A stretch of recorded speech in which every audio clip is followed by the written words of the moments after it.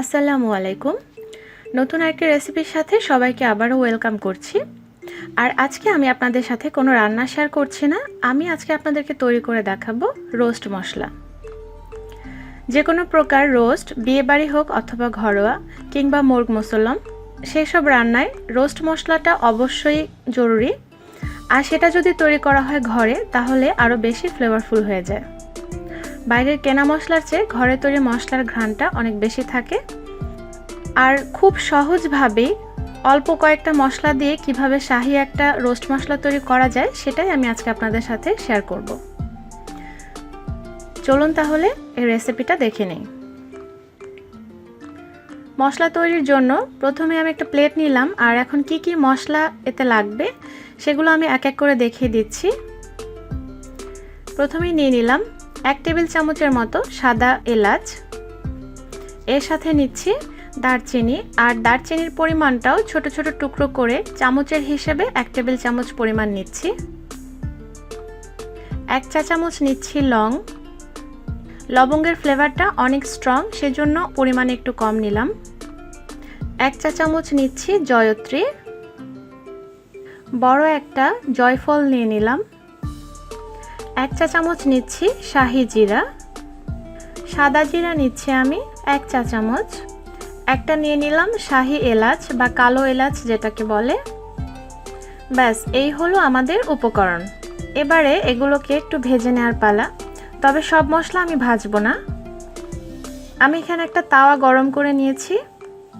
এবার আমি গরম তাওয়ায় এলাচ, দারচিনি আর সাদা জিরেটা দিয়ে নিব।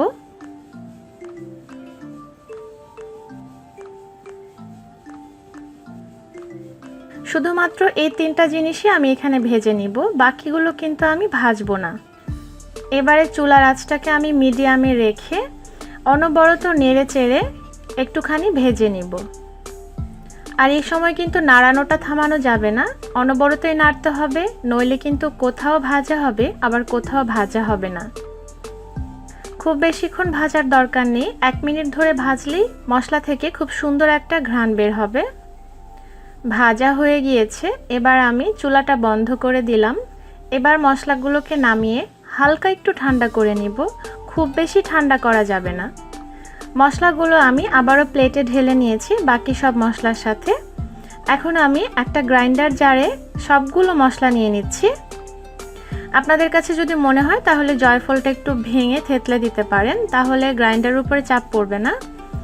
এবার আমি সবগুলো একেবারে ভালো করে গুঁড়ো করে নিচ্ছি। মশলাটা গুঁড়ো করে নিয়ে ফিরে এলাম। মশলার গুঁড়োটা কিন্তু একেবারে মিহি হতে হবে, এতে যেন কোনো প্রকার দানা ভাব না থাকে।